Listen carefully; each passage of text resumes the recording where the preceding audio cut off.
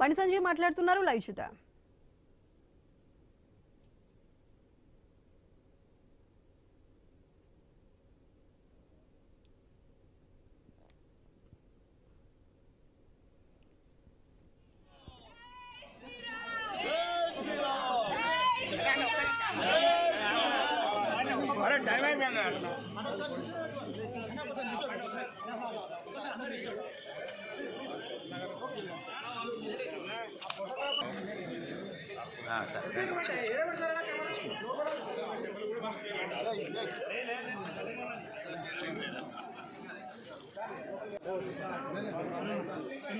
కొంచెం వెనక జరుగుతుంది కదా ఓవర్ కొంచెం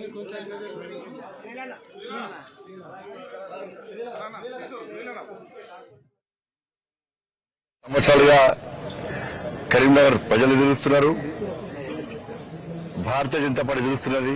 ఆ ప్రజల సహకారంతో ఆ ప్రజల యొక్క ఆకాంక్షను నెరవేర్చిన ఈ రోజు చాలా సంతోషకరమైన రోజు. ఇంతకుముందు మీరు చెప్పినట్టు నిన్న పక్క దేశంతో క్రికెట్ మ్యాచ్ లో భారత్ గెలిచింది. ఈరోజు పక్క పార్టీలతో యుద్ధంలో కరీంనగర్ లో ఆడిన కబడ్డీ ఆటలో మేయర్ కప్ను భారతీయ జనతా పార్టీ గెలిచింది. దీని వెనుక అనేక కుట్రలు, ప్రజలకు బయటికి కనిపించని కుట్రలు, కుతంత్రాలు,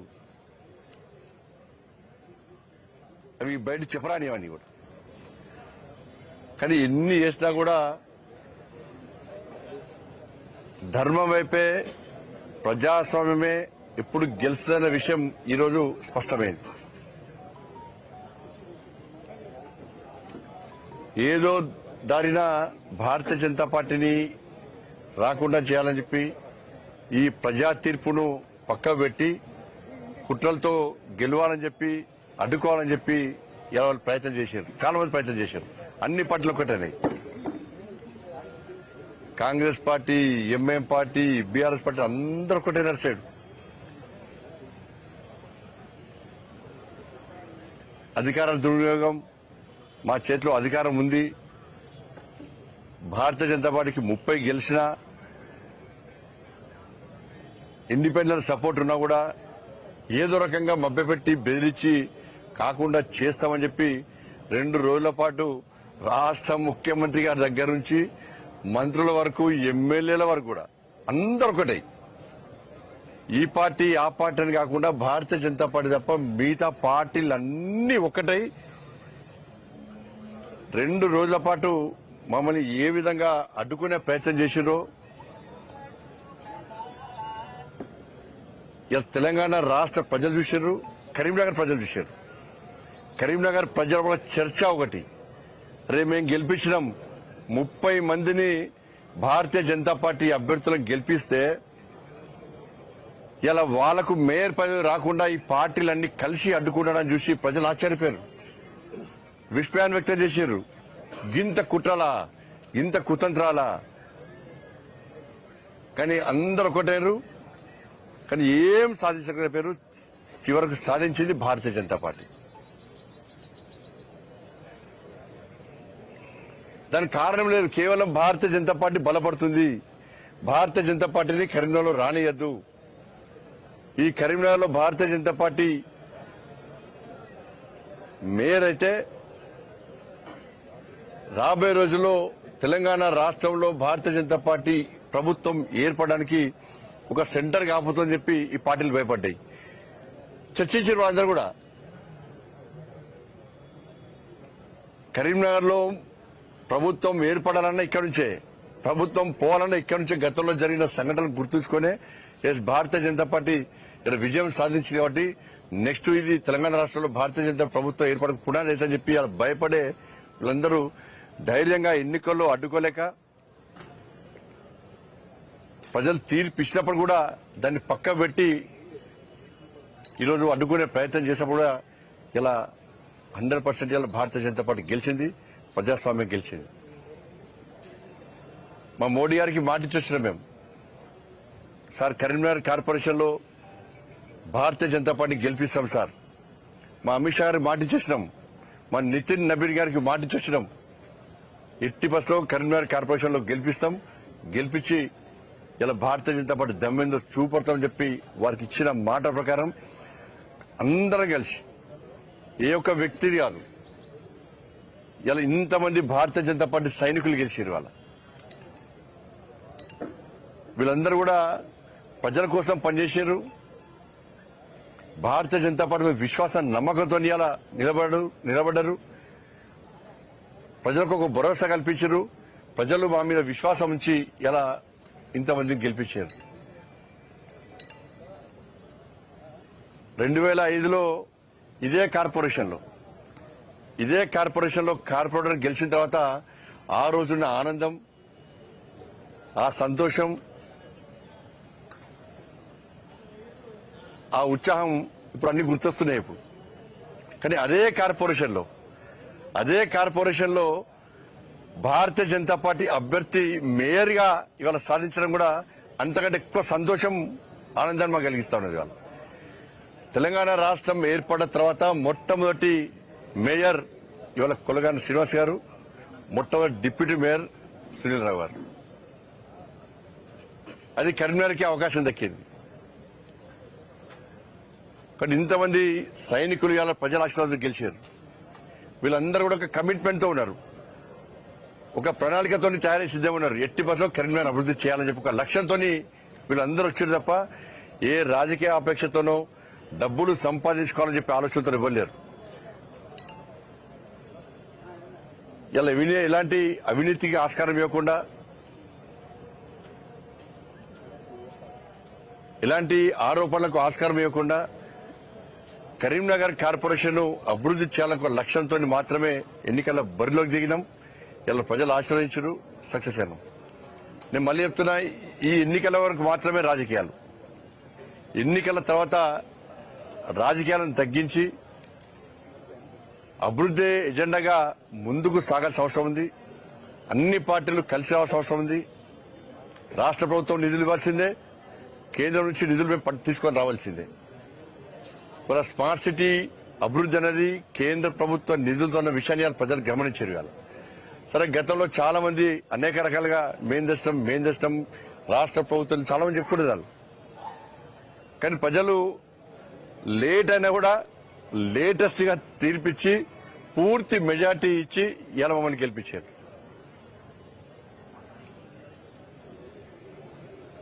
అంటే రాబోయే రోజుల్లో కూడా తప్పకుండా కరీంనగర్ అభివృద్ధికి సహకరిస్తాం, నిధులు తీసుకొస్తాం. కార్పొరేటర్లు అందరం పోయి, మా గౌరవ కార్పొరేటర్లు మేయర్ గారి నేతృత్వంలో, మా డిప్యూటీ మేయర్ గారి నేతృత్వంలో అందరం పోయి కేంద్ర మంత్రులను కలుస్తాం, రాష్ట్ర ప్రభుత్వాన్ని కలుస్తాం. అందరూ కూడా కలిసి నిధులు ఇవ్వాల్సిన అవసరం ఉంది. ఇది బీజేపీ మేయర్ అని చెప్పి నిర్లక్ష్యం చేస్తే కూడా వదిలిపెట్టే ప్రసక్తి లేదు. అలా ఎంత ఇబ్బంది అనిపిస్తుందంటే, నిన్న వాళ్ళు చేసిన కుట్రలు మామూలు కుట్రలు. ముఖ్యమంత్రి కూడా నేను అలాంటి జిల్లా టీవీలు చూసినాం, మేము సోషల్ మీడియా చూసినాం. అయిపోయింది, బీజేపీ కణం అయిపోయింది అన్నారు. కాంగ్రెస్ పార్టీ గెలిచింది అన్నారు. బీజేపీ రాదు. కొంతమంది ఖేల్ ఖతం, దుకాన్ బంద్, బీజేపీ ఖతం, రకరకాలుగా ప్రచారం చేశారు. కానీ ఎక్కడ మేము పట్టించుకోలే. మాకు ప్రజాస్వామ్య నమ్మకం ఉంది. మా తల్లి మహాశక్తి, మా తల్లి మీద విశ్వాసం ఉంది. ఇంత మేము సాధించామంటే నేను నమ్ముకున్న ఆ మహాశక్తి అమ్మవారి యొక్క ఆశీర్వాదం, ఆ తల్లి యొక్క కరుణ కటాక్షాలే. ఇలా వేములవాడ రాజన్న ఆశీర్వాదం గాని, కొండగట్టు అంజన ఆశీర్వాదం గాని, పాత బస్తీ భాగ్యలక్ష్మి తల్లి అనుగ్రహం గాని, వాళ్ళని నమ్మినాం. వాళ్ళ ఆశీర్వాదంతో ప్రజల ఓట్లు పొందినాం. ప్రజల ఆశీర్వాదం మాకుంది, మా గౌరవ కార్పొరేటర్లకు అందరికీ ఉంది. ఇంత మెజార్టీగా మేము గెలుస్తాం. కానీ దీన్ని కాంగ్రెస్, బీఆర్ఎస్, ఎంఐఎం పార్టీలు ఎందుకు గుర్తించలేకపోయినాయి? అన్ని పార్టీలు కలవడానికి కారణం ఏదో ఉండాలి.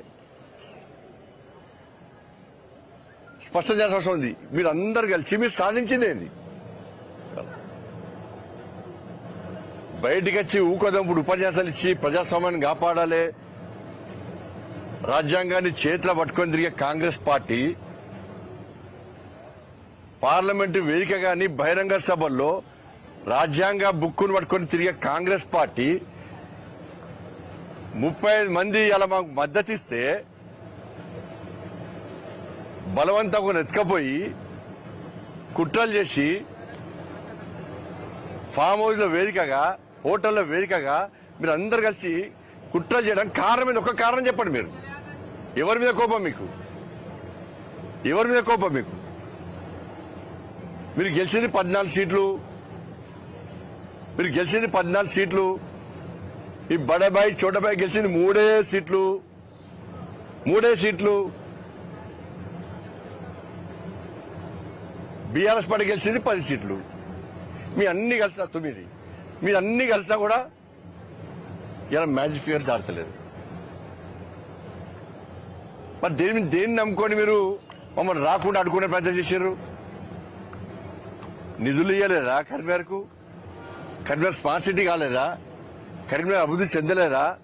ఇంకా చెందాల్సి లేదా? 11 సంవత్సరాలు బీఆర్ఎస్ పార్టీ ఒక పైసా ఇచ్చిందా? 2 సంవత్సరాలు కాంగ్రెస్ పార్టీ ప్రభుత్వం ఒక పైసా ఇచ్చిందా? మీరు హామీలు ఇచ్చిర్రా? మరి దేనికి అడ్డుకునే ప్రయత్నం చేశారు వాళ్ళు? ఈ చీకటి ఒప్పందాలేంది?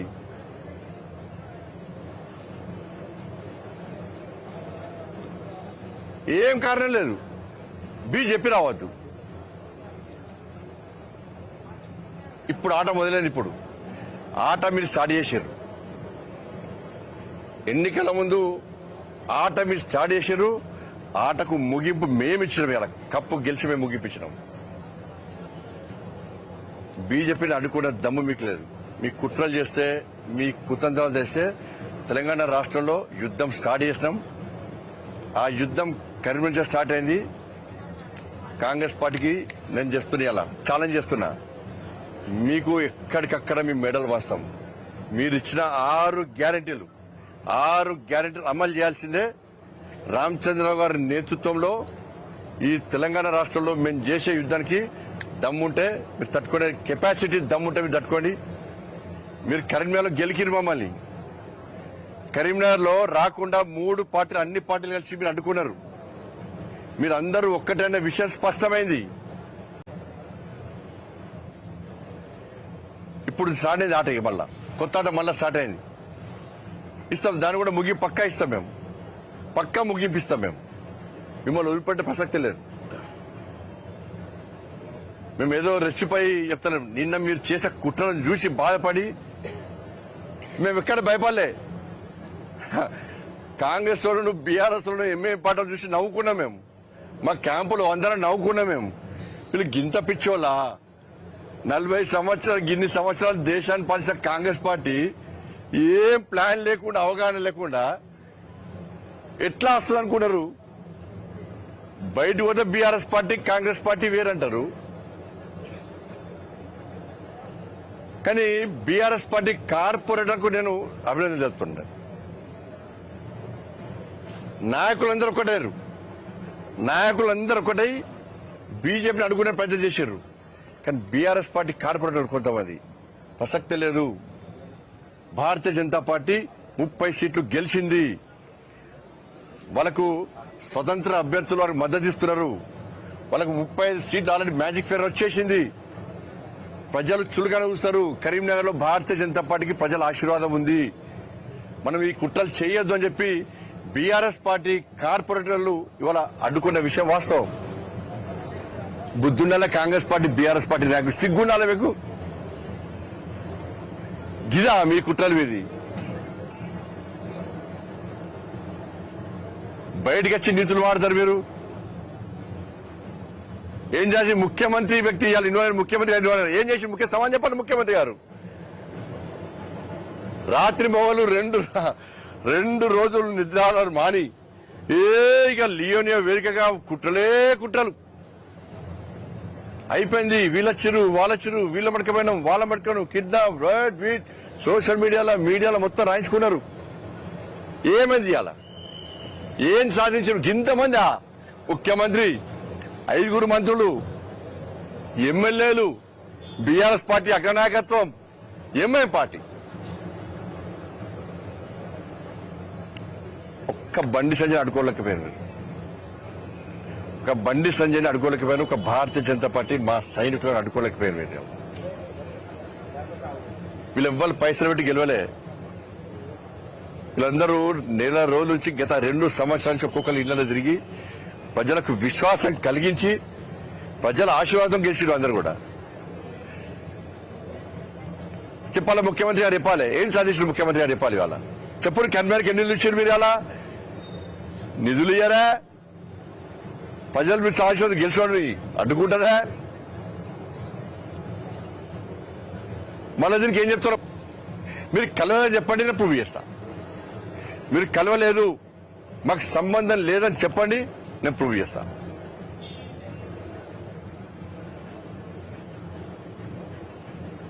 కానీ తెలంగాణ రాష్ట్రంలో ప్రత్యామ్నాయం భారతీయ జనతా పార్టీ.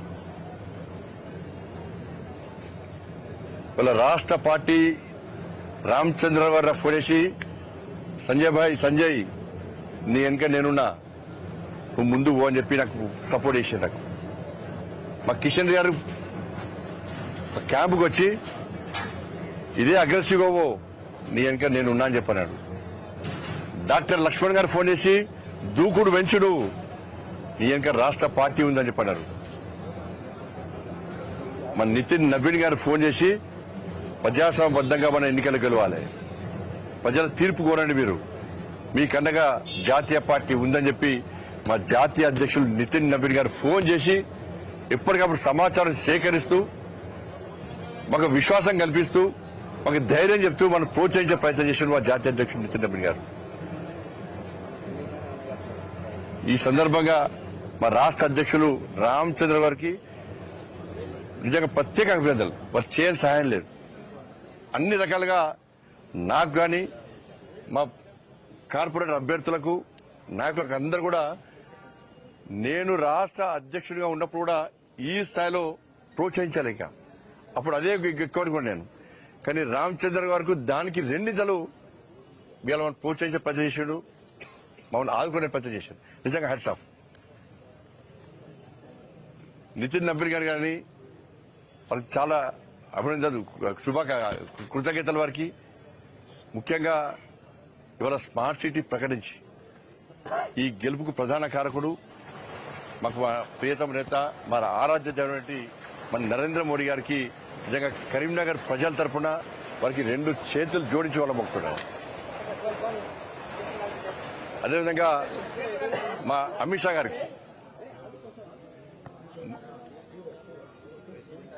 గారికి హోంశాఖ మంత్రులు అమిత్ షా గారికి కూడా హృదయపూర్వక అభినందనలు, వాళ్ళకు కృతజ్ఞతలు వారికి. నిజంగా వాళ్ళందరి ఆశీర్వాదంతో ఇవాళ మోడీ గారు, అమిత్ షా గారు, నితిన్ నవీన్ గారు, రామచంద్ర గారు, కిషన్ రెడ్డి గారు, లక్ష్మణ్ గారు, డీకే అన్న గారు, మా గౌరవ పార్లమెంట్ సభ్యులందరూ కూడా, మా గౌరవ శాసనసభ్యులు, మా గౌరవ శాసన మండలి సభ్యులు, మా రాష్ట్ర నాయకత్వం అంతా కూడా కరీంనగర్ గెలుపులో వాళ్ళు ప్రధాన భూమిక పోషించారు. ఎప్పటికప్పుడు మాకు సూచన సలహాలు ఇస్తూ అందరు కూడా సలహాలు ఇస్తూ మళ్ళీ ఈ గెలవడానికి ప్రధాన కారకులయ్యారు.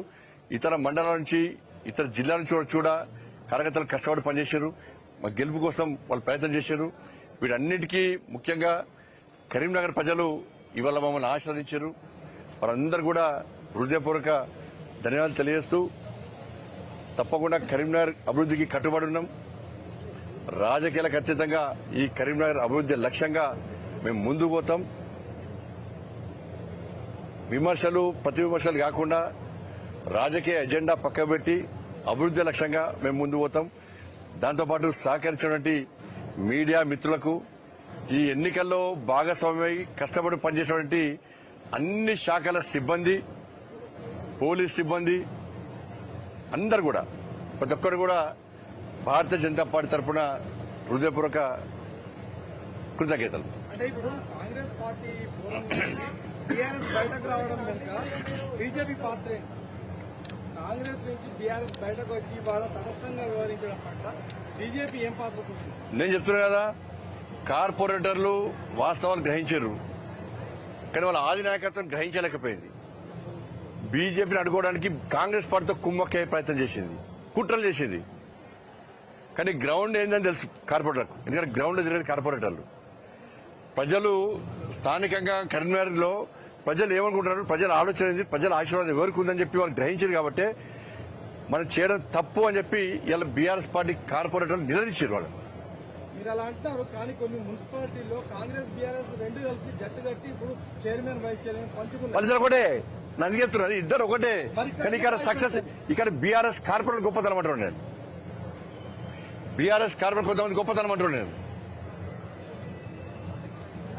జమ్మిగుంటలో సేమ్ పాలసీ అక్కడ వీళ్ళేదో అక్కడ అమలైంది. ఇండిపెండెంట్ ని పెట్టి అక్కడ కాంగ్రెస్ బీఆర్ఎస్ మద్దతు ఇచ్చాయి. ఇండిపెండెంట్ చివరికి బయటకు వచ్చిన తర్వాత ఇండిపెండెంట్ బీఆర్ఎస్ కలవాలి. కుట్ర కాదే అంత చేస్తారు.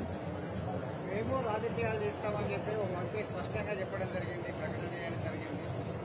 ఏమైంది మీ రాజకీయం అంటున్నా? బండి సంజయ్ రాజకీయం ముందు మీ రాజకీయం ఏమైంది? భారతీయ జనతా పార్టీ మా సైనికుల దమ్ము ముందు ఏమైంది? మీరు ఎట్లా ఏమైంది మరి చెప్పరాదు. చిట్కలేసారు కాంగ్రెస్ కొంతమంది, ఇట్లా చిట్కలేసి గిదరా రాజకీయం అన్నారు.